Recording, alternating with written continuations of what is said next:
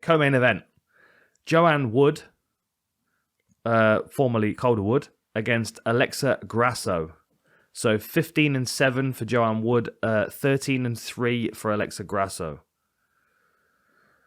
Now, this could be a really fun striking match because Joanne Wood has got really good Muay Thai. She's got a great teep. She's got really nice, clean boxing combinations. And Alexa Grasso's got good footwork, good low kicks, and good boxing combinations. When we see Joanne Wood struggle, it's when she's grounded, taken down. And Alexa Grasso also has that potential to be able to do that. Because would she fight Esparza, was it? Mm-hmm. She only lost the decision against her before she moved up. Because, was it her last 2 fights? She's moved up to flyweight. I believe so. Ji Young Kim. Yeah. And Macy Barber. Yeah, because she looked pretty strong against Macy Barber. Mm-hmm. And like Macy Barber's pretty. I think she's quite big for the weight class. And so's Ji Young Kim. I thought she looked undersized against both of them, to be honest.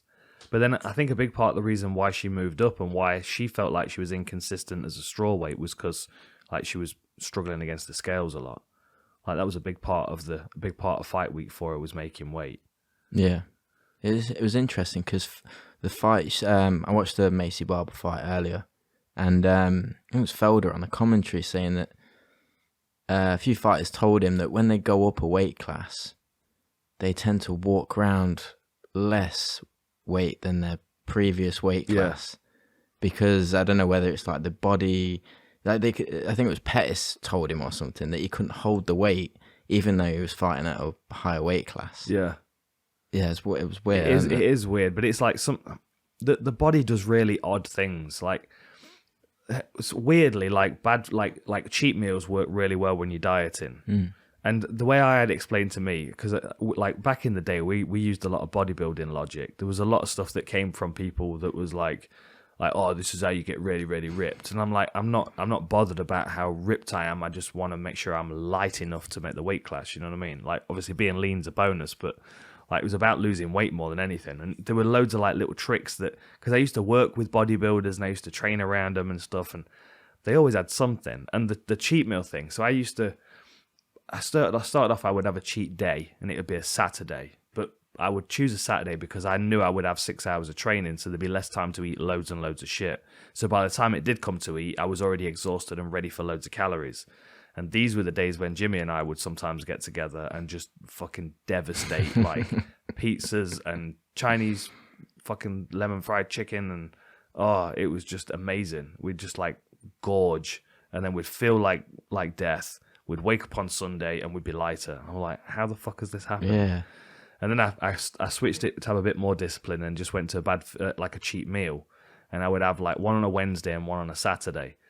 And always it was like the body knew that you were dieting. It knew that it was being limited of calories. So then there are automatic mechanisms that switch into place. Like if you're dehydrated, something that happens is your body starts to retain water and dehydrate yourself because there's like a panic. Like same way of storing calories. Like if your body like it's difficult to lose weight when when you're not taking any calories in. Right. So sometimes people diet too much. Yeah.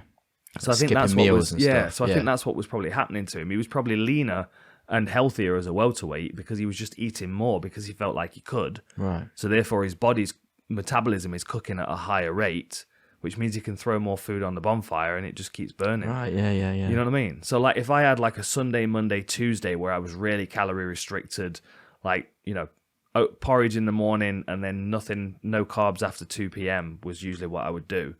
Then like by the time I woke up the next morning, I was like, fuck, I'm really hungry. I'd eat breakfast, that'd be gone in a second. And then I've got a full more day of training.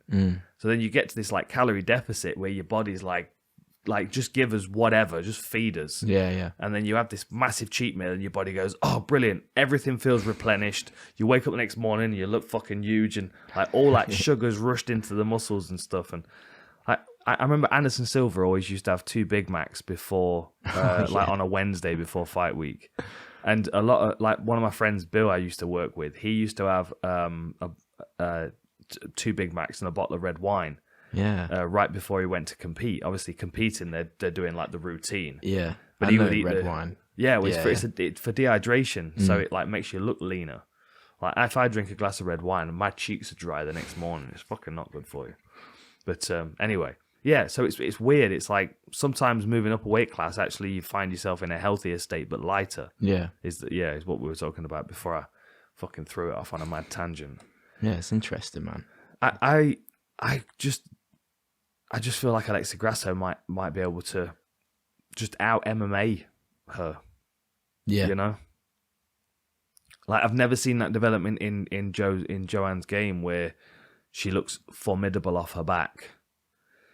You know? It's always been the problem, the thing that she struggles with. What was it? Her UFC debut, Marina Moroz, armbar, 90 seconds. Yeah. Have you got the same thing? I had Grasso, yeah. Yeah. I just think she's a little bit like she's on that trajectory now. She's moved up, and it's been a year I think since she fought Macy, so she might have grown in. Well, she might feel even more comfortable at that weight class now. Yeah.